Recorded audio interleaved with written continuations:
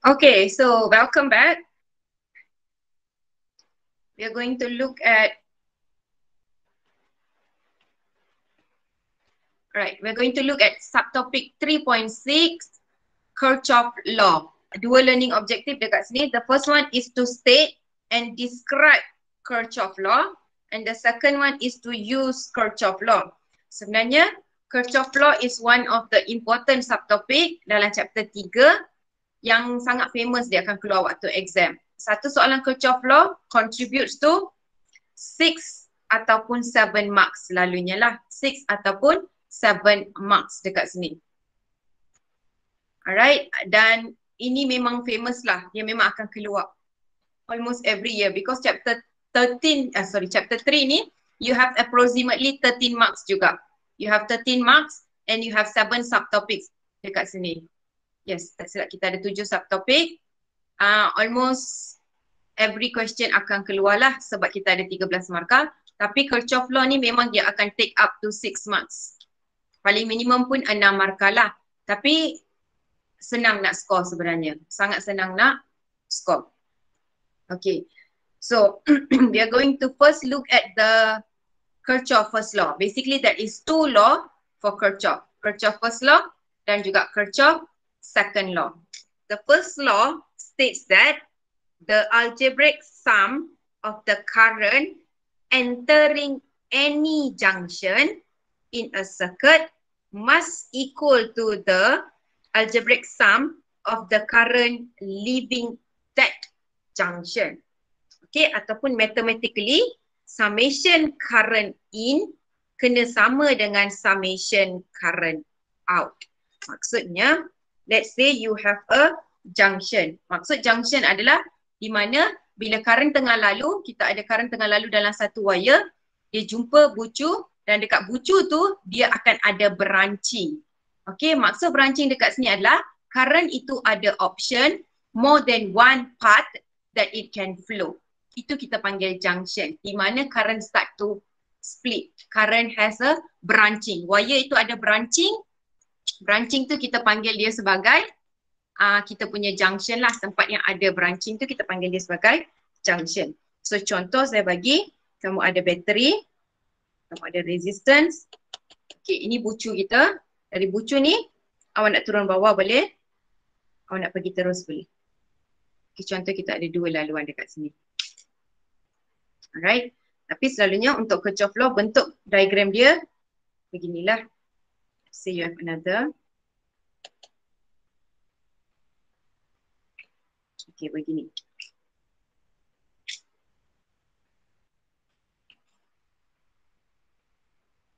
Alright. A, B, C, D, E, F. Okay, first kita nak belajar identify yang mana satu adalah junction dekat sini. Yang mana satu adalah junction dekat sini. As you can see, kita ada 4 titik yang saya label. 4 tempat ni adalah kita panggil dia macam, nak kata bucu, ini tak nampak macam bucu lah. Where your current akan flow bend. Okay, current akan flow bend lah kan dekat sini. Kalau kamu tengok dekat bahagian sini, current yang keluar, dia pergi dekat bucu A ni, it has only one path to pass through. Okay, so ini bukan junction. Sebab current takkan split. There is no more than one branch. So ini bukan junction. Okay. Begitu juga kalau dekat bahagian sini. Bila dia sampai, dia turun ke bawah. This is not a junction. Okay. Contoh dekat sini, current datang. Dia ada 2 laluan. Dia ada 2 laluan dekat sini. Ini kita panggil junction. Because your current has an option to either go here ataupun go here. Okay, so the current will split. Okay, apa saja current yang masuk? Contoh kita ada 5 ampere current. 5 ampere current datang. Okay, you have 5 ampere. 3 ampere belok ke kanan. 2 ampere turun ke bawah. Contoh. Okay, ini maksud junction. Dekat tempat C ni, this is not a junction juga. Ini bukan junction. F pun bukan junction. D, yes, it is a junction. Contoh, current yang masuk dekat sini, dia ada option untuk pergi sini ataupun naik ke atas.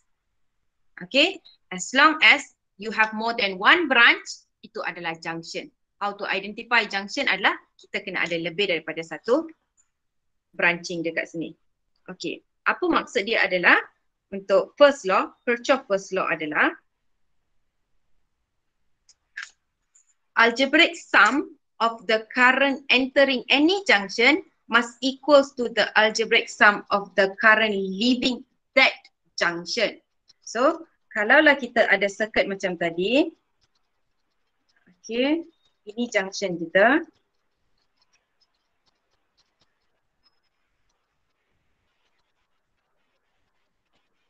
Okay, this is the ni. Okay, kita akan ada dua junction. Selalunya very common lah. Dalam case Kirchhoff law, memang kamu akan encounter dua junction. This is up to your syllabus lah. Okay, untuk dua junction ini, awak pilih satu sahaja. You can choose either one sahaja. Jangan pilih semua tiga. Semua dua-dua ni.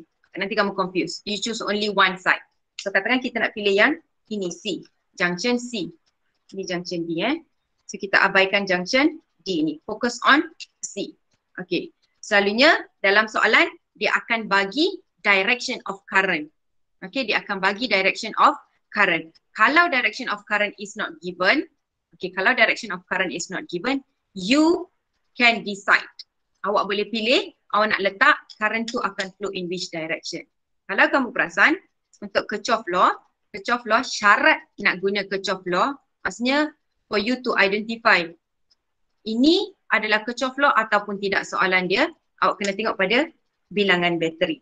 If you have more than one EMF in the circuit, kena apply Kirchhoff law. Itu syarat pertama untuk identify dia Kirchhoff ataupun tidak juga. Okay, dia tak sama dengan case yang ni Ini awak tak payah apply Kirchhoff law.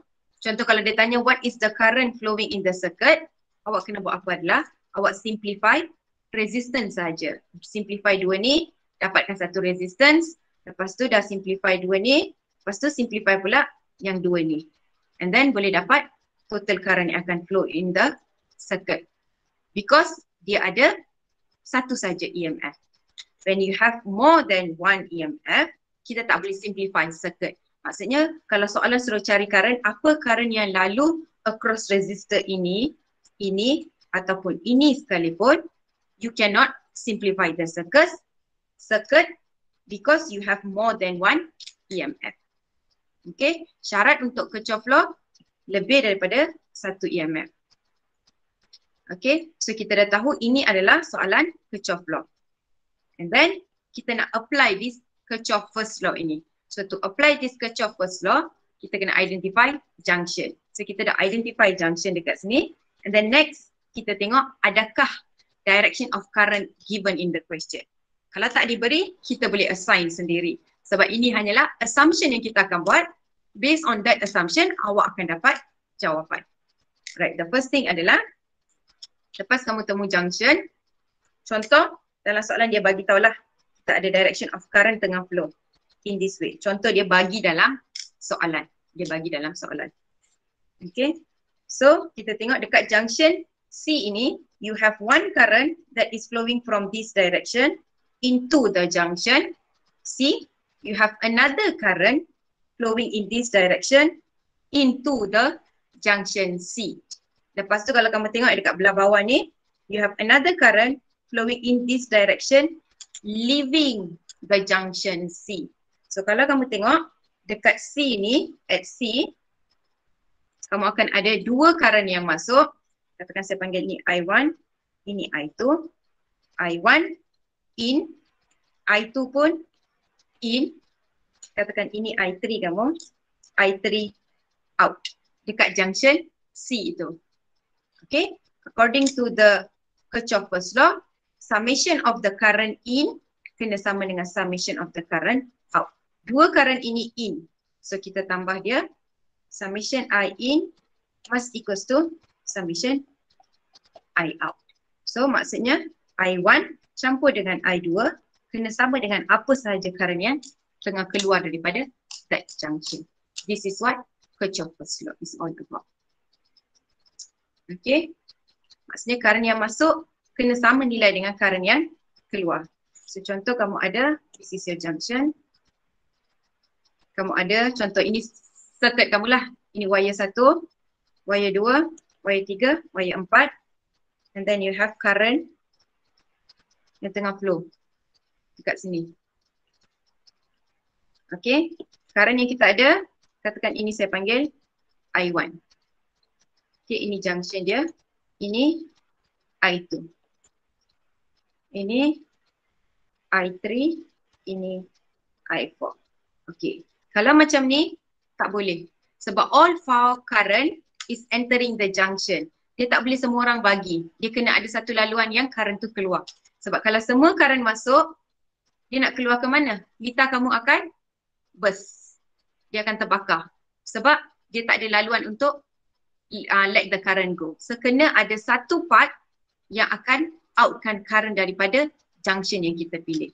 So let's say I1 tengah masuk into the junction, I4 is also entering the junction, I3 is also entering the junction, maka kita jadikan I2 leaving the junction. So dia akan jadi I1 plus I3 plus I4 kena sama dengan I2. Ataupun boleh jadi juga dua part current masuk, lagi dua part current akan keluar.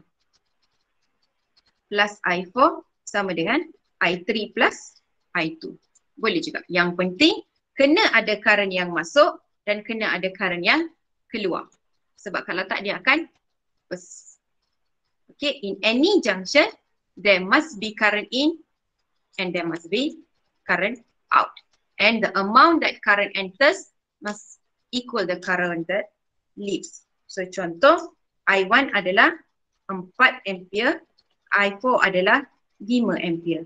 So total yang masuk sekarang adalah 4 plus 5, 9. Okay, maksudnya dekat sini current yang keluar pun kena 9. Okay, so let's say dekat sini kita ada 3 ampere yang keluar, dekat sini kita ada 6 ampere yang keluar.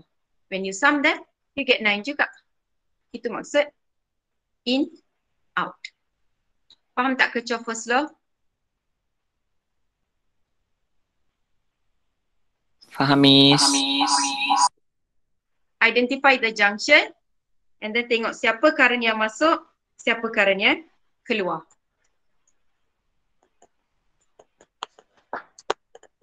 Okay. Next, we're going to look at Kirchhoff's second law. Untuk Kirchhoff's second law, dia state that in any closed loop, the algebraic sum of the EMF is equals to the algebraic sum of the product of the current and resistance. Okay, maksud dekat sini pula, kalau kamu ada bateri, bateri ni dia adalah EMF. Okay, so lepas tu katakan kamu ada rintangan dekat sini and then you close your circuit. Okay, when you have a battery and this is a complete circuit, kamu akan ada current lalu. Okay, ini current, ini rintangan. And we know when the current passes through the resistor, you can produce V. V is equals to IR. So, apa yang second law ini cakap? In any closed loop. Maksud closed loop adalah, ini maksud closed loop dia. Okay, dia adalah circuit yang membentuk loop dekat sini. So, it's a closed loop.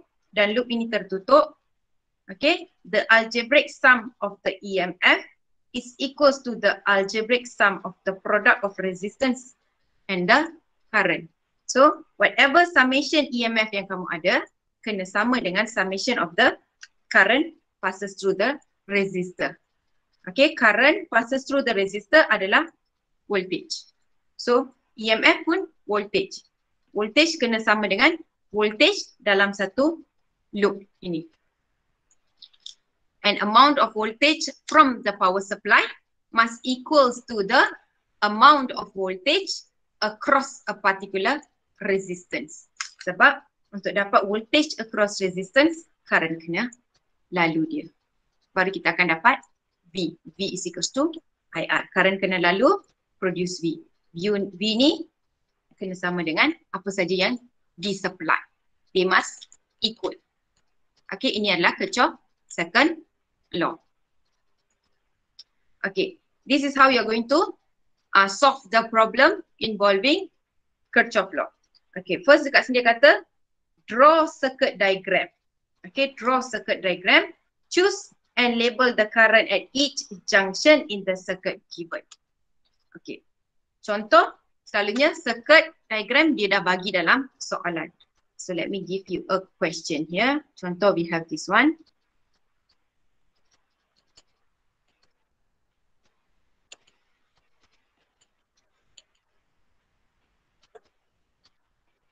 Okay, let's say this is the diagram. Dan dia cakap ini EMF 1, EMF 2, EMF 3, resistance 1, resistance 2, resistance 3. The question is find I1 ataupun dia cakap find current in R1, R2 dan R3. Soalan suruh cari current across each of these resistance R1, R2 dan R3. Ini soalan kita. Okay, so you are given 3 battery here. Bila ada 3 battery, kita tahu ini adalah Kirchhoff law. Dalam Kirchhoff law ada 2 law. Kirchhoff first law, Kirchhoff second law. Dua-dua ni kita akan apply when you have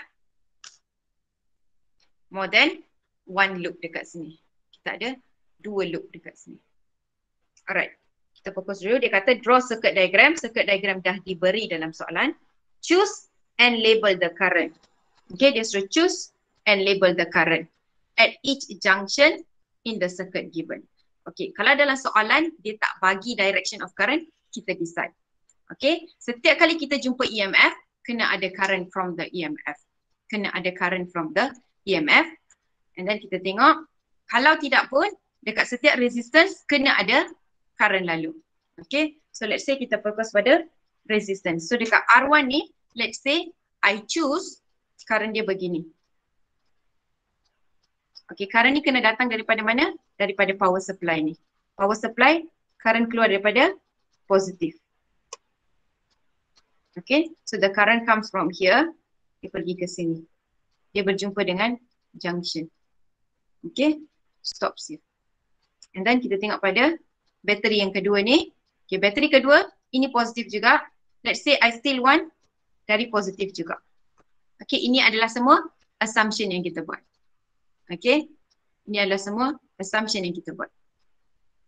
Okay, current masuk, current tengah masuk.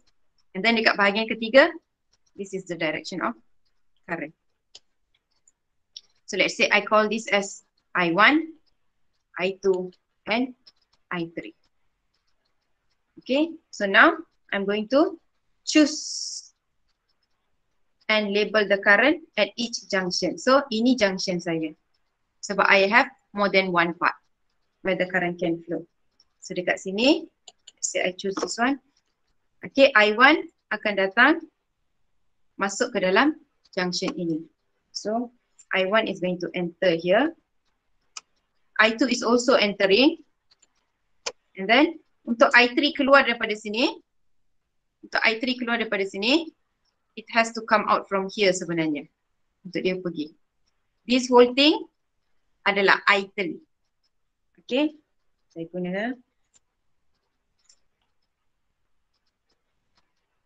Okay, ini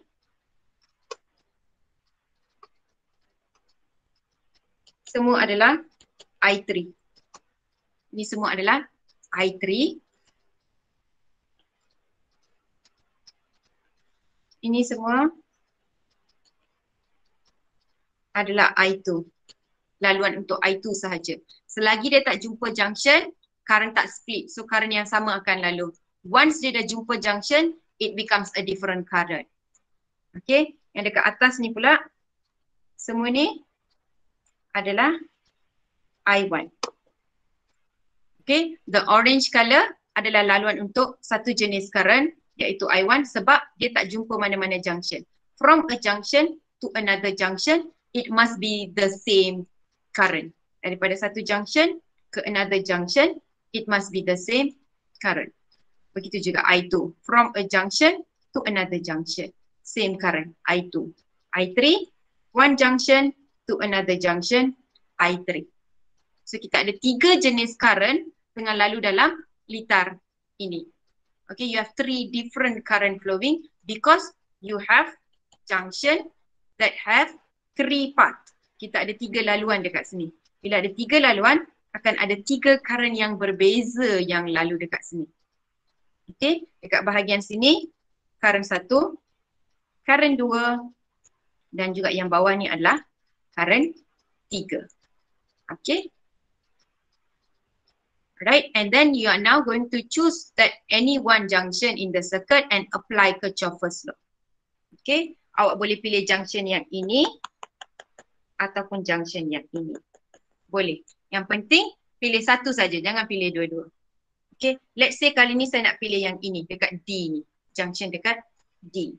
For junction at D, as you can see dekat sini, right, I3 masuk, I3 is entering, I2 keluar, I1 pun keluar because I1 kena flow in this direction.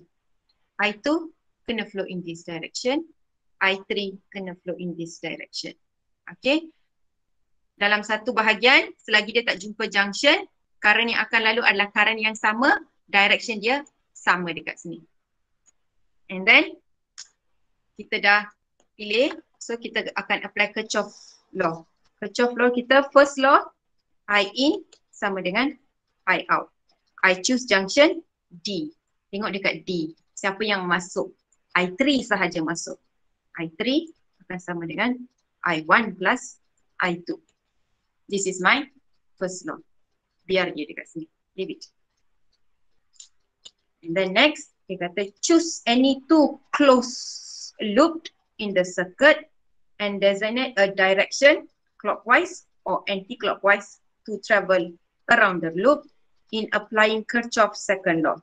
So sekarang kita nak apply Kirchhoff's second law. So untuk itu, dalam definition of Kirchhoff's second law dia kata in any closed loop, summation EMF kena sama dengan summation IR. Okay, kalau kamu tengok selalunya memang soalan Kirchhoff's law kita akan ada 2 loop. Almost every case lah. Kadang-kadang sahaja dia akan bagi 1 loop. So sekarang kamu ada 2 loop dekat sini. Okay, this is your first loop, this is your second loop. So this will choose any 2 closed loops in the circuit and designate a direction clockwise or anti-clockwise to travel around the loop. Okay, ini pun kita boleh pilih. It's up to us. Suka hati. Tak ada direction yang wajib. So let's say saya nak loop pertama saya yang dekat atas tu, ini direction dia, iaitu anti-clockwise.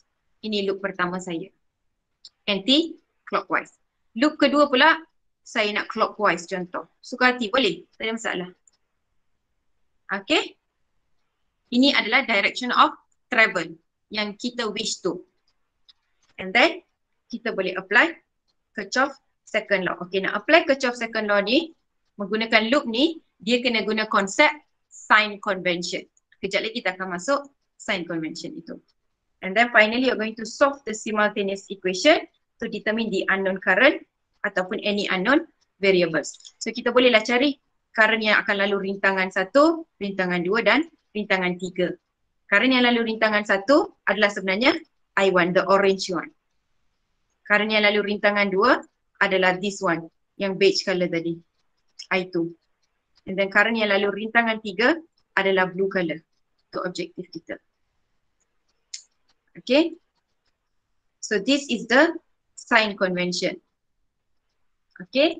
So dekat sini kita ada 2 yang kita kena fokus. Satu untuk EMF, satu adalah untuk product of the IR. Okay. Apa maksud for the EMF? So contoh, ini adalah EMF kamu. Kamu ada bateri, kaki positif, kaki negatif kamu. Okay. So this is your positive leg, this is your negative leg. Okay. Direction of EMF. Okay. Direction of EMF ini kita tak boleh pilih. Direction of EMF sentiasa daripada yang pendek ke panjang, iaitu daripada kaki negatif ke positif. So this is your shorter leg goes up to the taller one. daripada negatif ke positif. Okay, so kalau dalam kes ni pula daripada negatif ke positif. Okay, negatif to positif. Ini adalah direction of EMF. Direction of EMF kita tengok dekat soalan selalunya. Contoh macam dekat sini dia dah bagi bateri. Okay, kita fokus pada EMF 1 ni. EMF 1, direction of EMF adalah daripada kaki yang pendek ni ke yang panjang. So direction dia adalah ke kiri. So dia akan ke kiri. Daripada yang pendek ke panjang. Negatif to positif. Okay, negatif to positif. And then direction of travel ni pula adalah apa yang kita pilih tadi, clockwise, anti-clockwise yang kamu pilih. Okay, kalaulah direction yang kamu pilih dan direction EMF kamu in the same direction, dia akan ambil positif EMF. Maksudnya EMF kamu ni adalah positif untuk dimasukkan ke dalam summation EMF ini. So bila kita nak sum the EMF, kita akan ada lebih daripada contoh. Dalam loop pertama ni, you have 1 EMF and 2 EMF. Kamu akan sum dua-dua ni. Kita nak tambah. Sebab to apply the second law, you're going to choose any one loop and then you're going to sum the EMF, equate dia dengan summation of I darab R. So dekat sini kita ada 2 EMF. So dua-dua EMF ni kita kena tambah. Kau kena tambah. So when you want to add these 2 EMF, you must consider the sign convention. Okay, so for that, kita akan tengok direction of EMF. Untuk direction of EMF kamu, okay, ini direction of EMF pertama. Ini pula direction of EMF kedua. Sebab kita nak tambah dua-dua ni. And then kita tengok direction of travel kita. Direction of travel yang saya pilih tadi adalah anti-clockwise. Anti-clockwise ni, okay, kita besarkan dan kita lukis sebesar-besar loop kita. So ini loop saya. So it's going to flow in the anti-clockwise direction. Okay, so in the anti-clockwise direction, sekarang awak fokus pada awak punya direction of EMF yang ke kiri, the first one EMF 1, dan direction of loop ataupun travel along the EMF yang selari sini. Okay, mereka same direction. Same direction maksudnya EMF 1 kita positif. And then tengok dekat bahagian bawah pula. Bila loop kita tengah travel anti-clockwise, dekat bahagian EMF kedua, dia tengah bergerak ke kanan untuk dia complete dia punya anti-clockwise direction. Okay, it is travelling to the right to complete the anti-clockwise direction. Ini direction dia. However, your EMF tengah bergerak ke kiri. Opposite direction, EMF kita akan take negative value. EMF akan ambil negative value. And then for the product of IR pula, okay, for the product of IR, so contoh,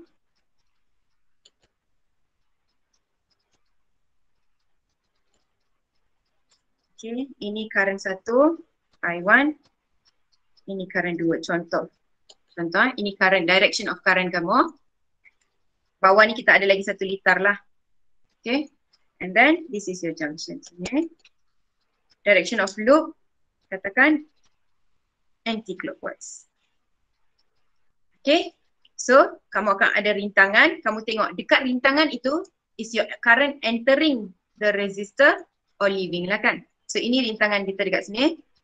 Current kita tengah masuk dekat sini, dia tengah keluar dekat sini. So direction dia adalah ke kiri.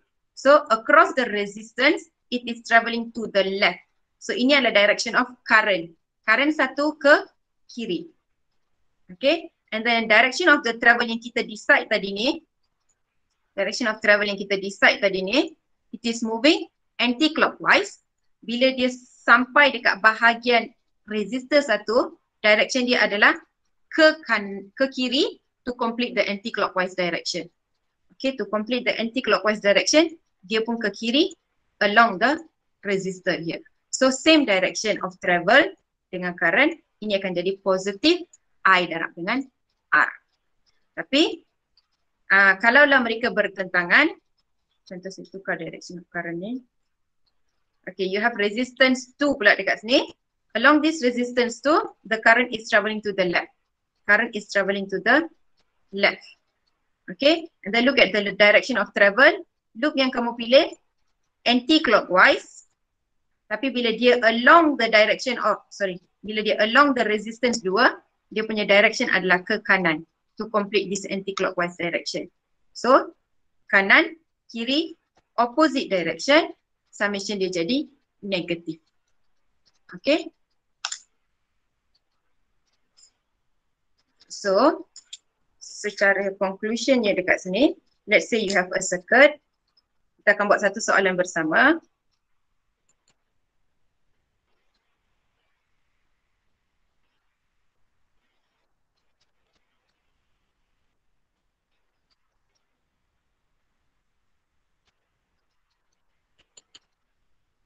Okay, kita ada R1, R2, R3, R4. Kita ada 4 rintangan, EMF1, EMF2 dan EMF3.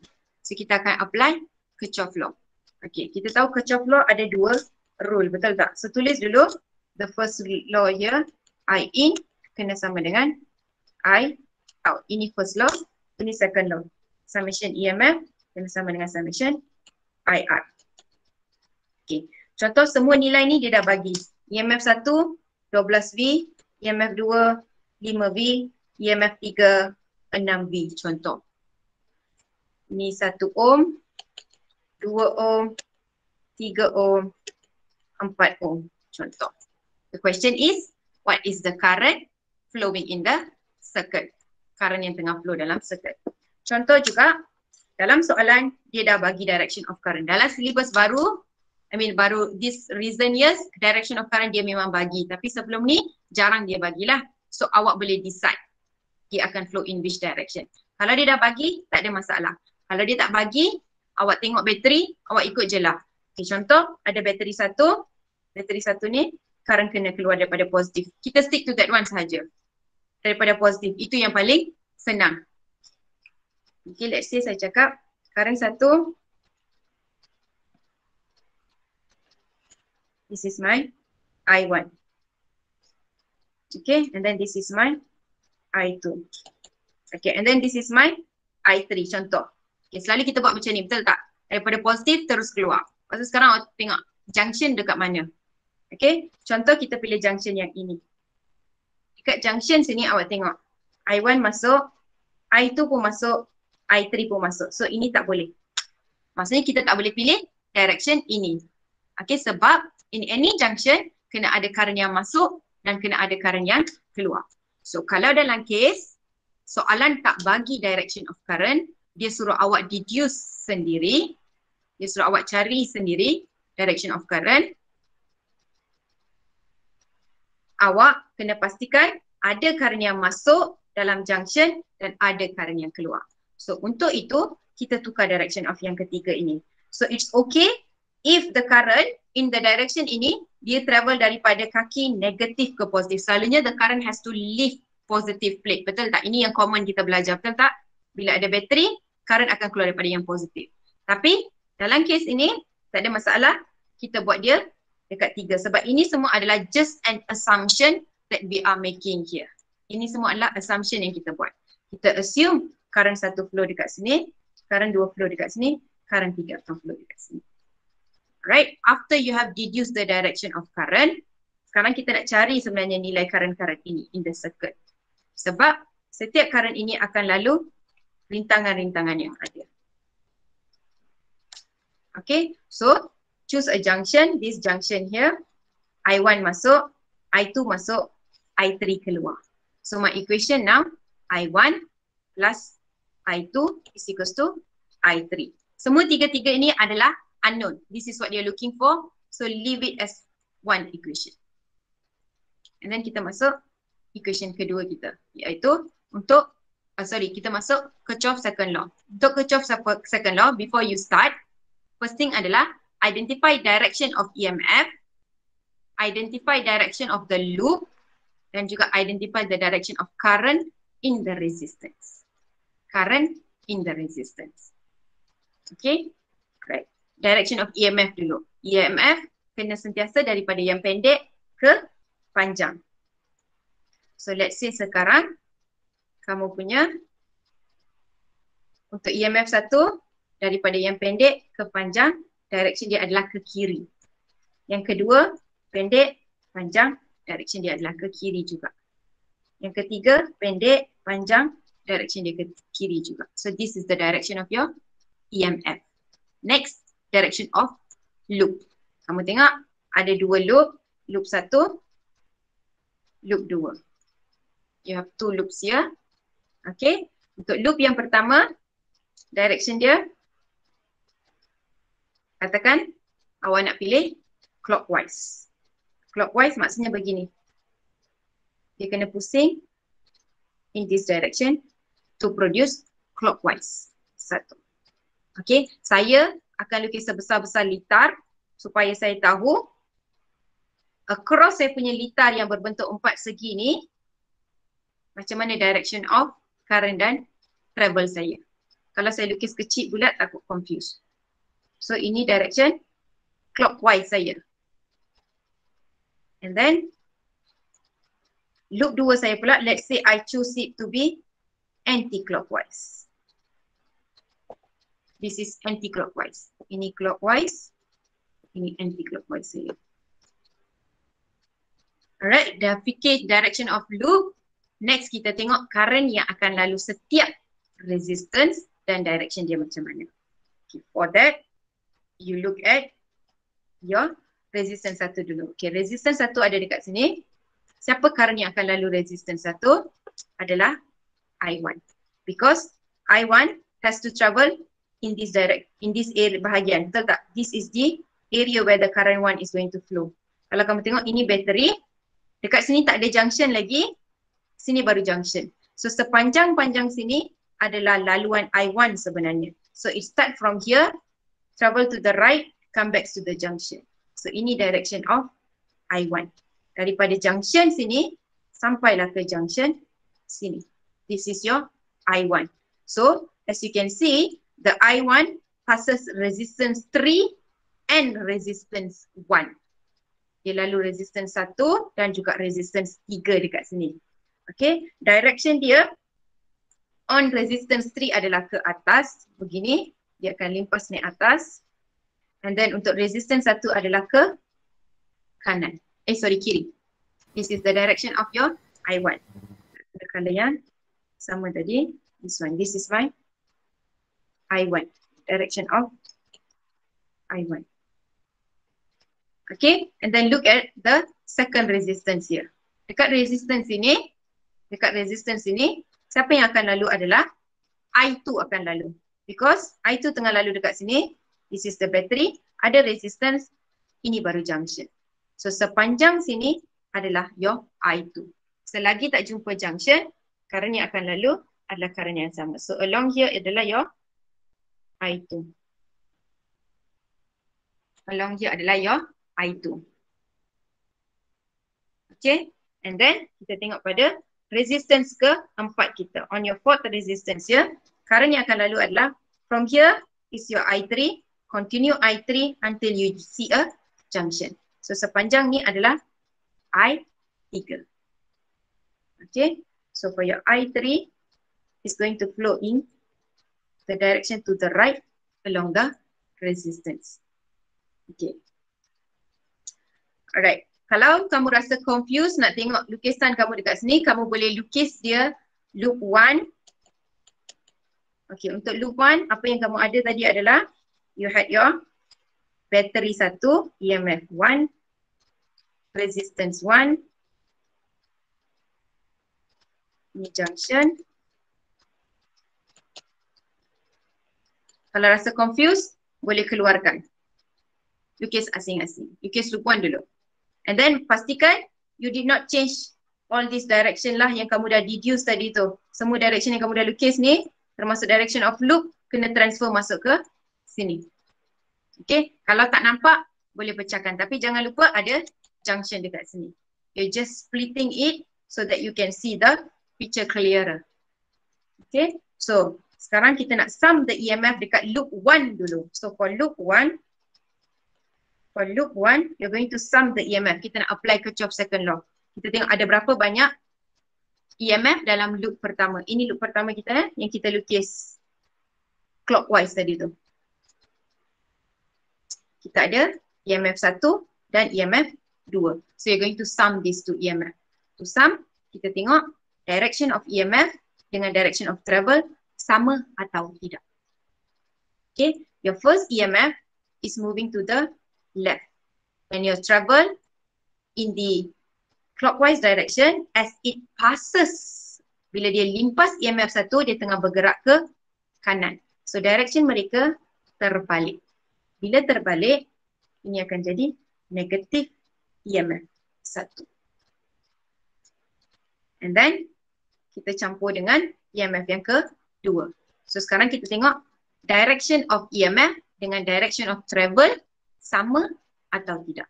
Direction of EMF kita ke kiri, EMF 2. Direction of travel kita, okay, bila dia limpas EMF kedua, dia pun tengah bergerak ke kiri untuk complete the clockwise direction. Ke kiri juga. Dua-dua ke kiri. So bila ke kiri, dua-dua same direction, EMF kamu bersifat positif, EMF 2. Okay, itu je EMF yang kita ada. EMF 1, EMF 2. You have already summed the EMF. Next, kita nak sum IR. So kita tengok dulu ada berapa banyak resistance dalam loop yang pertama. Loop yang pertama ni, kita ada 1 rintangan, 2 rintangan, 3 rintangan. Okay, kita ada 3 rintangan. So kita kena identify current yang lalu setiap rintangan ini, and then kita tambah setiap IR. IR tambah IR tambah dengan IR itu.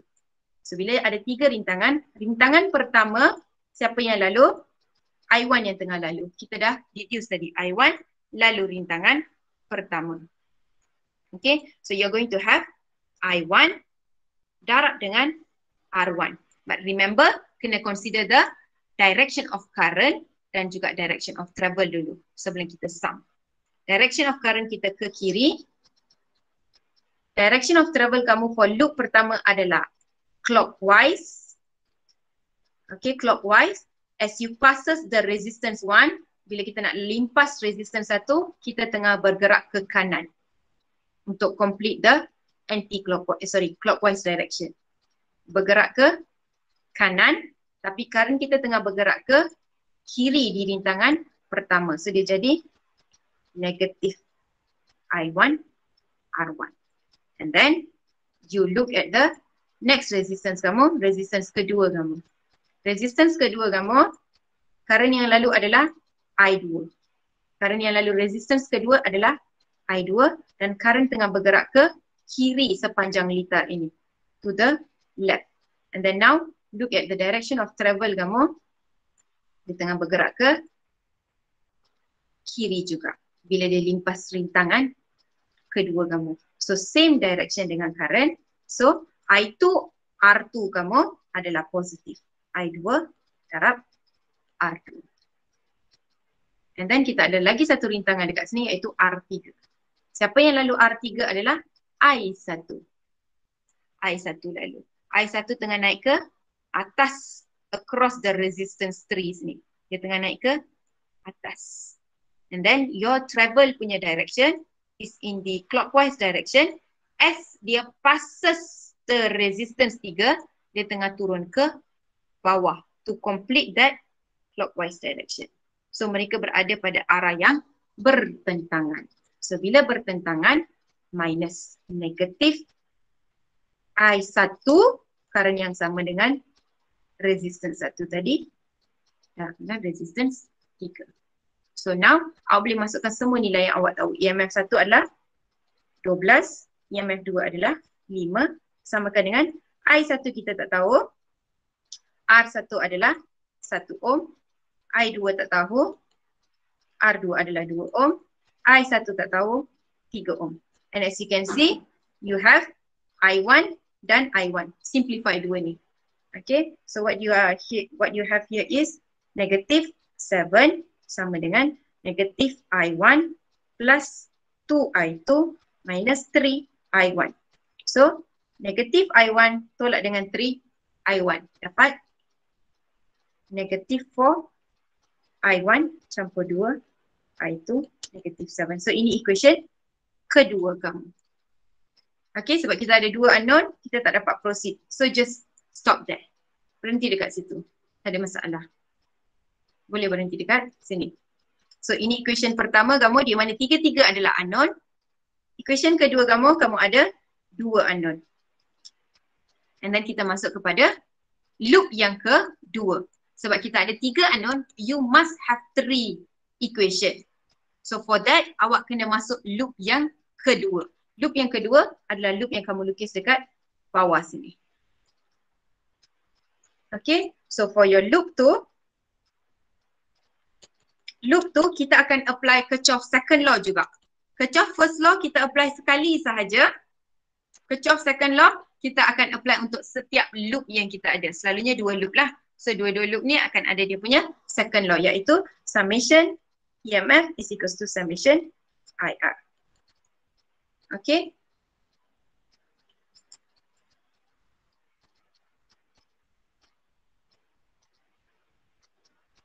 Alright, saya nak letak dekat bawah supaya senang nampak. Okay, this is my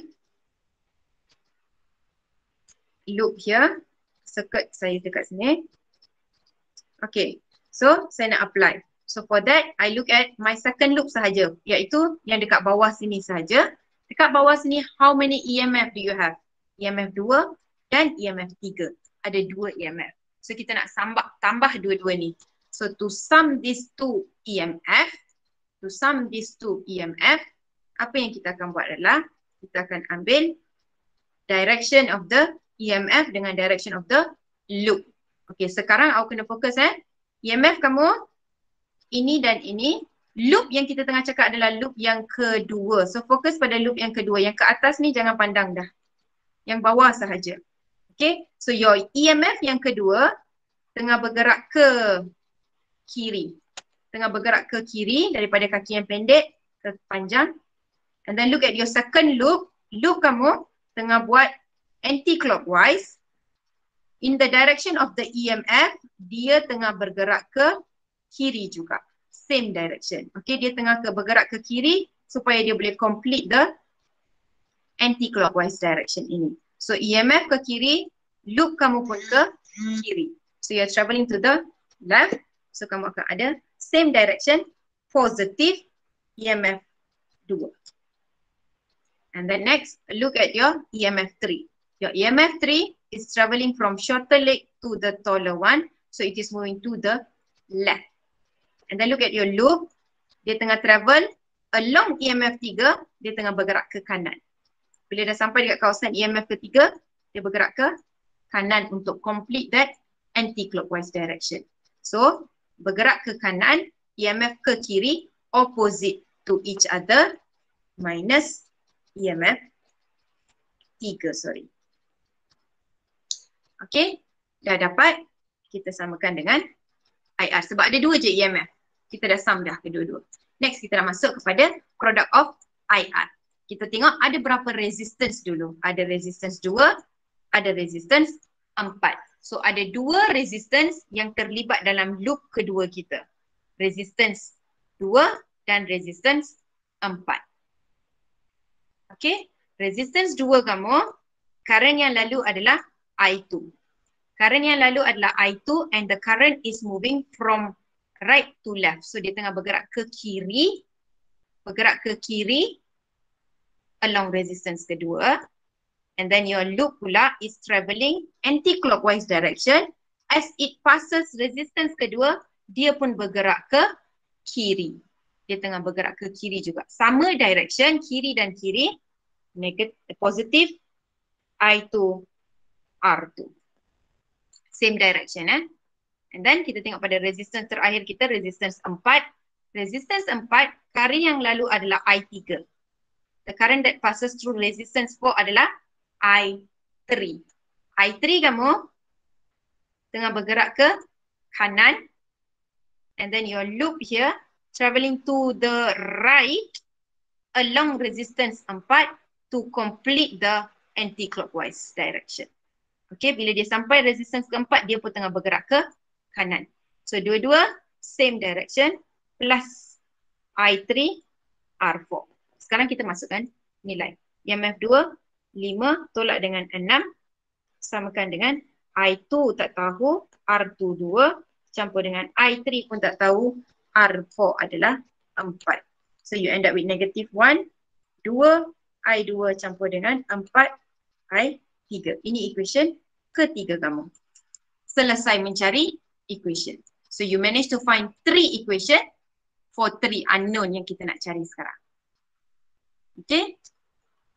Alright. Next adalah awak tak payah solve simultaneously sekarang. Awak terus masukkan semua ni dalam calculator to get the answer. How do you do adalah kita tulis balik semua equation kita dulu. Let us write back. Kita ada equation pertama such as I1 plus I2 is equals to I3. And then equation kedua kita adalah negative 7 is equals to negative 4 I1 plus 2 I2. Ini equation kedua kita.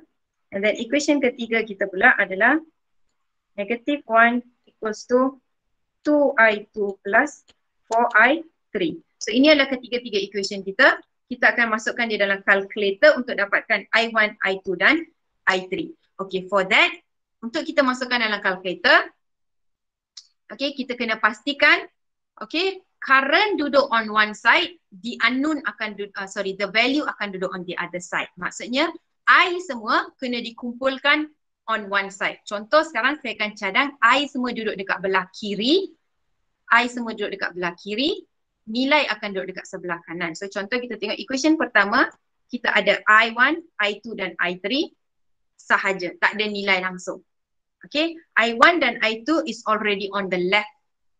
Okay. I3 ni kita kena bawa dia ke kiri juga. So apa yang akan jadi adalah kita rearrange sahaja I1 plus I2 minus I3 is equals to 0. So ini dah jadi nilai kita sekarang. Nilai kita adalah kosong. Sebab current yang masuk ke satu junction kena sama dengan current yang keluar. So kalau masuk 5, keluar pun kena 5. So awak dah tolak balik dengan 5 tu, so you will get 0 here lah. Okay, and then yang ni pula, kalau kamu tengok nilai berada di belah kiri, I semua berada dekat belah kanan. So kita cuma swap dia saja supaya dia nampak lebih terurus. Okay, kita akan ada negatif 4I2 campur dengan 2.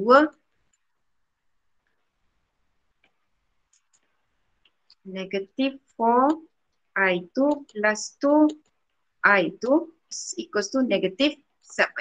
The currents are on the one side and the value on the another side.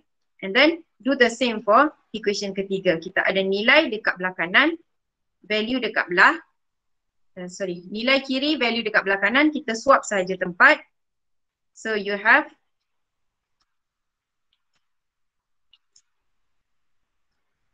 two I2, 4I3 is equals to negative 1.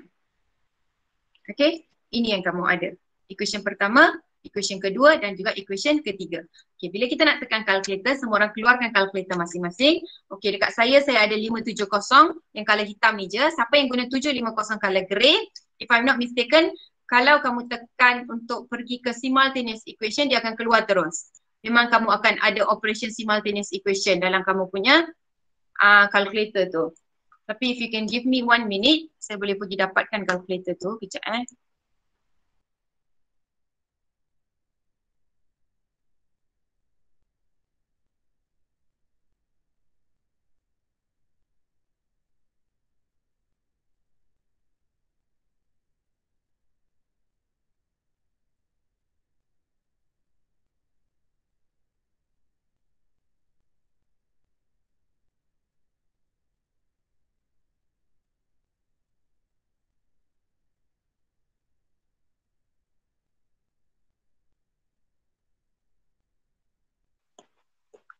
Alright, so sekarang saya ada dua-dua calculator.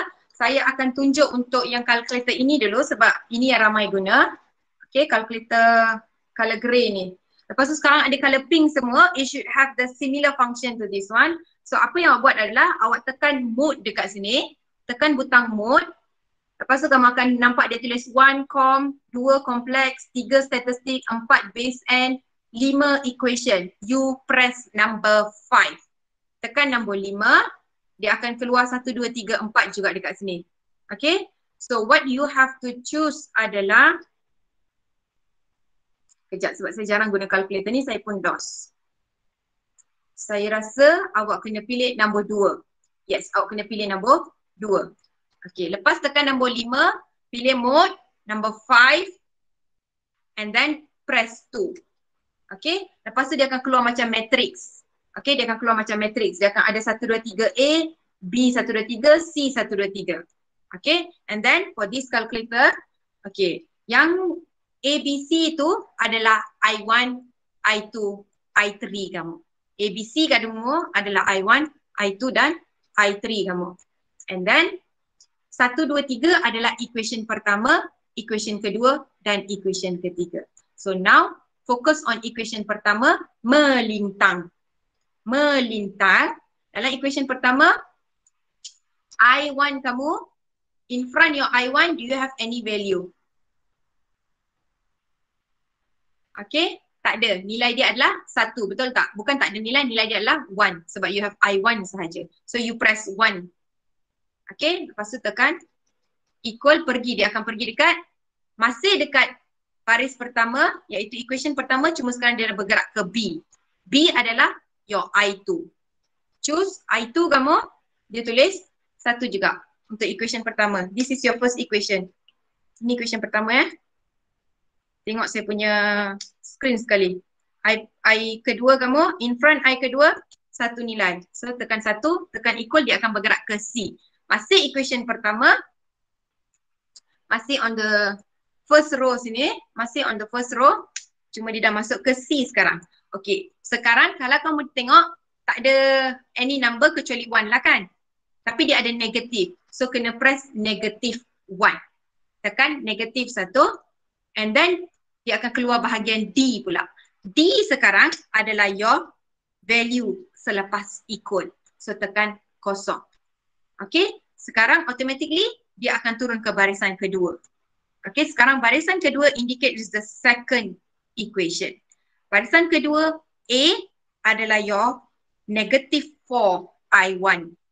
Okay, so kita akan masukkan nilai negative 4. And then sekarang dia akan berada dekat equation kedua tapi B. B represent I2. Okay, I2 kamu adalah positive 2. Masukkan 2 dekat sini. Tekan equal, dia akan bergerak ke C. C here represent I3. Dalam equation kedua kamu, kamu tak ada I3. Maksudnya 0. Tak ada I3 maksudnya 0, so press 0. And then dia akan bergerak ke D. D kamu adalah negative 7. So tekan negative 7. Okay. And then dia bergerak ke equation ketiga kamu. Dia terus turun ke bawah. 3, sekarang kita berada dekat 3, C sekarang. Alright. 3C ini adalah equation ketiga kita. This is your third equation where 3, A dekat atas tu represent I1. As you can see, you do not have any value for I1. So, kosong. Kosong. Okay. And then dekat B, dia akan tulis untuk I2. I2 kita adalah positive 2. Tekan 2. And then dekat C adalah 4 I3. Okay, C adalah I3. Sekarang ada nilai, kita tekan 4. And then D kita negative 1. And then awak tekan equal, dia akan keluar jawapan X 5/4. Dia tulis X. And then tekan equal lagi, dia akan keluar Y negative 1. Tekan lagi, dia akan keluar Z 1/4. Okey, ini maksudnya ini nilai I1 kamu 5/4 ampere, I2 kamu negatif 1 ampere, I3 kamu adalah 1/4 ampere. Okay, this is what you will get. Ini kalau kamu guna calculator ini. Yang color grey. 570 ES. Ada tak orang guna 570 MS ni? Ada tak? Kalau tak ada, saya takkan explain. Kalau ada, cuba Angkat tangan. Saya miss. Okay, ada. Okay, kalau ada, yang tadi, yang ni dah selesai kita dah dapat nilai. Okay, kita dah dapat nilai. Siapa yang macam tak dapat nilai sama macam saya, cuba tekan balik. Start daripada kamu clear dulu semua. Saya tak tahu macam mana nak clear sebab ini bukan calculator saya. Shift. How do I clear this one? Shift. Delete ke? Okay.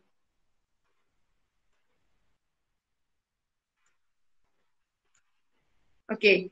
Lepas awak clear, awak pergi balik dekat mode. Awak pilih nombor 5, equation. Lepas tu dia akan keluar 1 to 4, awak pilih nombor 2. Okay, dalam nombor 2 ni dia akan keluar macam matrix. Okay, A, B, C represent I1, I2, I3. Lepas tu dekat belakang akan ada D. D ini adalah your value selepas equal. Okay, every value in front your I, kamu masukkan dekat setiap baris itu mengikut equation. Equation 1, baris pertama. Equation kedua, baris kedua. Equation ketiga, baris ketiga. Slowly insert in the calculator. Bila dah masukkan dalam calculator, awak akan terus dapat jawapan. Right? Okay. Cuma awak kena berhati-hati. A adalah I1.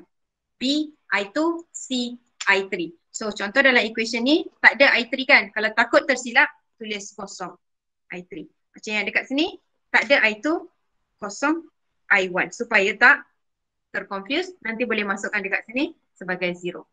Okay, untuk kalkulator yang biasa ni, kita tekan mode, dia akan keluar komponen dan kompleks. Kita tak nak tekan lagi mode, dia tulis SD, rect dengan base, tak nak. Tekan lagi equation, max, VCT. Tekan equation, tekan nombor 1. So kena tekan mode 3 kali.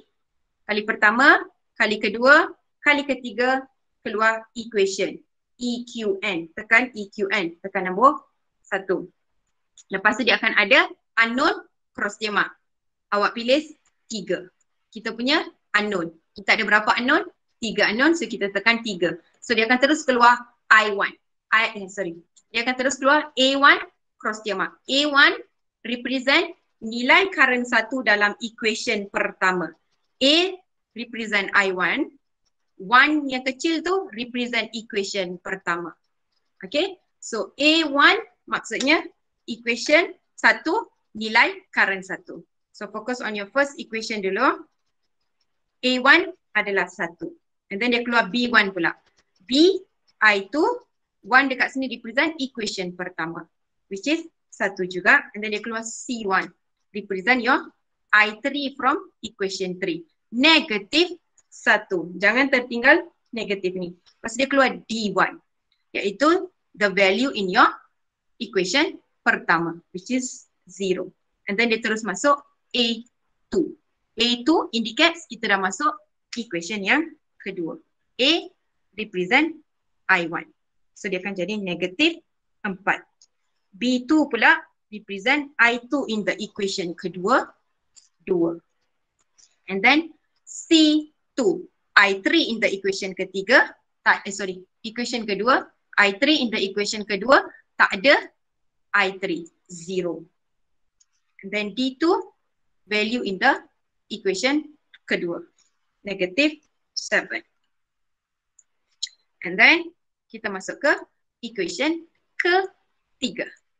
Okay, untuk equation ketiga dia terus keluar A3. A3, I1 in the equation 3, 0. B3, 2. C3, 4. D3, negative 1. Kamu tekan calculator, dia akan keluar X. Tekan equal, dia keluar X. X kamu adalah 1.25, which is 5/4. And then dia tekan lagi equal, dia keluar Y, negatif 1. Tekan Z, dia akan keluar 0.25, which is 1/4 juga. Okay, ini nilai I1 kamu 1.25 ampere, I2 kamu negatif 1 ampere, I3 kamu 0.25 ampere.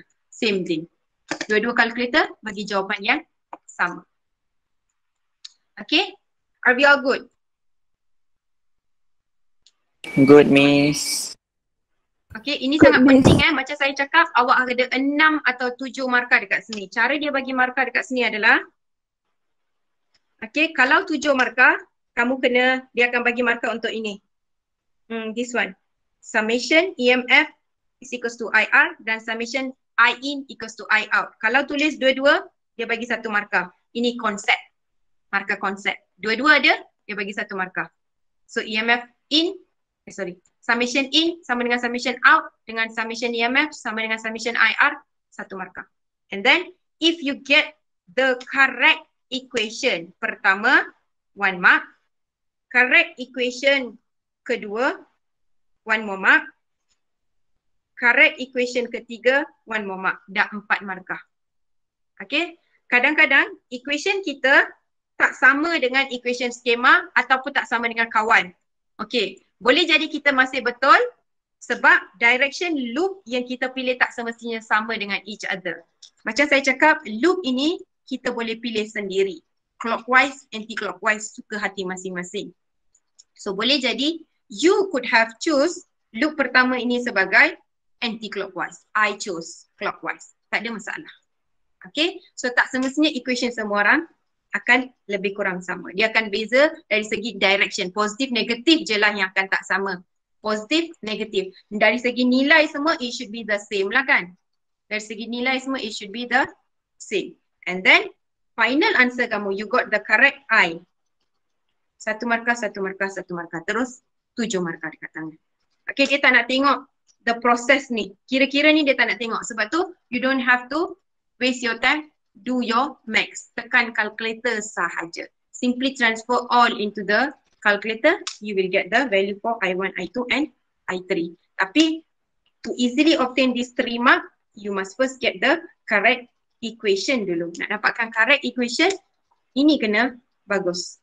Maksudnya, pastikan direction of current, direction of travel. Same direction, positive, opposite direction, negative. Begitu juga EMF dengan direction of travel. Sama, positif, tak sama, negatif.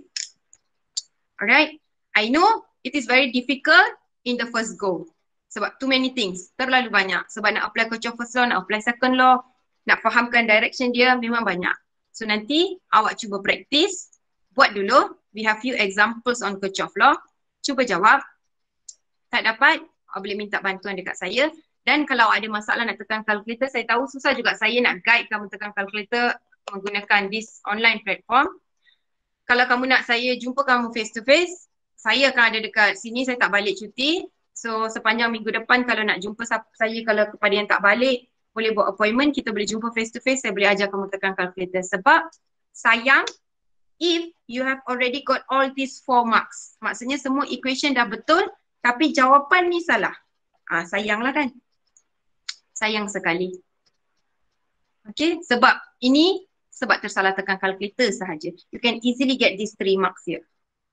Okay, so if any of you guys nak jumpa saya one to one untuk belajar Kirchhoff law, untuk belajar tekan calculator, boleh buat appointment dengan saya mulai hari ini sampailah kita habis. Cuti kita ada masa 1 minggu.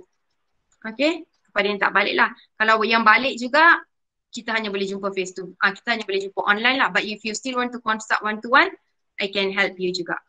Okay. Tapi saya akan cadang, jangan lose hope on this subtopic. Jangan rasa macam susah, tak nak buat. Sebenarnya ini sangat senang. In the first go memang dia nampak macam terlalu tedious dekat sini. However, this is one of the easiest subtopic. Dan senang-senang boleh dapat 6 ataupun 7 marks. Kalau dia tulis 6 markah, markah yang tak ada tu adalah markah untuk ini je lah. Markah untuk equation je dia tak bagi. Yang lain masih sama. Setiap equation 1 markah. 1 mark for first equation, 1 mark for second equation, 1 mark for third equation, and each current adalah 1 mark. Okay? Alright. Regarding the nilai current yang kita dapat, I1 kita dapat positif, I2 kita dapat negatif, dan juga I3 kita dapat positif. Okay, apa maksud negatif ini? Okay, apa maksud negatif ini? Current takkan ada negatif. Current adalah positif sentiasa. Okay, current sentiasa positif. Dia tak ada, dia bukan scale, dia bukan vektor lah kan, dia sentiasa positif saja. Tapi what does this negative here indicate adalah direction kita bertentangan dengan apa saja yang kita assume. Contoh, I2 yang negatif kan? So tengok balik arah I2 yang kita lukis. V assume tadi I2 bergerak ke kiri along this line. Okay, I2 bergerak ke kiri. Tapi sebenarnya I2 is moving to the right. Sebab tu jangan risau, jawapan kamu takkan jadi salah dekat sini. Cuma ini betul diterima. Kalau dulu dia akan tulis, lepas dapat negatif kena tulis ayat ni. I2 flow in the opposite direction then assume. Maksudnya dia bergerak dengan arah yang berlainan daripada apa yang kita assume. Therefore, I2 is equals to 1 ampere. Okay, ini kena tunjuk juga sebab bila tekan kalkulator memang dapat negatif. So kena tulis I1 sama dengan 1.25, I2 sama dengan negatif 1 ampere, I3 sama dengan 0.25 ampere. After you have wrote all these things and then do this one conclusion, comma, tulis ayat ni dekat sini, comma, I2 flow in the opposite direction, then assume that for I2 adalah 1 ampere. Okay, ini adalah selama-lama ni we have been stick to this one lah. Awak kena clarify kenapa awak dapat negatif ini. Tapi sekarang, in the past 2 years, waktu exam, kalau dapat negatif begini, dia terima juga jawapan. Walaupun awak tak explain. Walaupun awak tak explain, dia terima jawapan dia sebagai negatif. Okay, awak tak payah explain dan awak tak payah cakap I2 dia adalah 1 ampere. It's fine. Okay, tapi saya akan tetap emphasize you, setelah tulis macam ni, boleh juga nak buat assumption ini. Ini to be safe lah. Ini to be safe. Sebab tak tahu ni macam mana pula. Sebab ini pun tak diberitahu yang dia terima negatif 1. Tiba-tiba waktu exam dia kata boleh. Sebab tak salah. Dia cakap macam tu. Ini lebih digalakkan. Right? However, you don't have to worry lah kan. Sekarang, direction of current, kalau tak diberi, awak kena assume, dapat negatif pun tak ada masalah. Tetap betul. Sebab kita buat assumption sahaja dekat sini. Yang penting adalah nilai kita dapat ni, kena betul lah. Alright? Any question?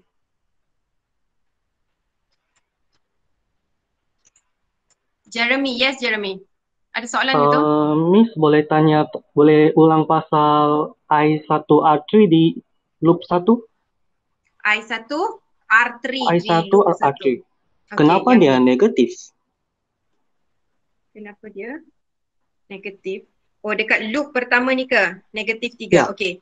Kalau kamu tengok, I yang lalu resistance 3 adalah I1. Because I1 is flowing in this direction. Betul tak? Dekat junction yang kita pilih, is going into the junction. Okay, as you can see, along this wire, you do not see any splitting. So the same current is flowing. So it started from this junction.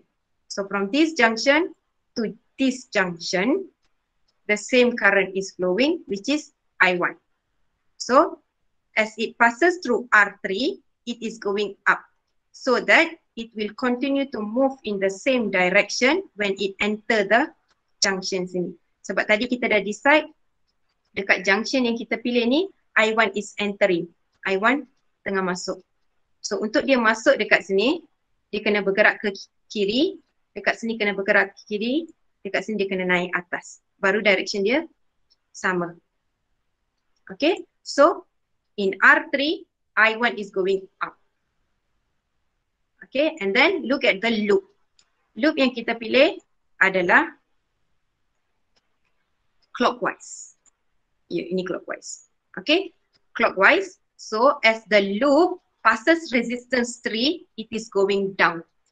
The loop is going down so that it can complete the clockwise direction. So bila dia limpas resistance 3, dia turun ke bawah and your current is going up, they are in the opposite direction. Therefore, negative I1 R3. Okay, Jeremy. Okay, Miss. Thank you, Miss. Okay. Yang lain, ada lagi soalan? Ada?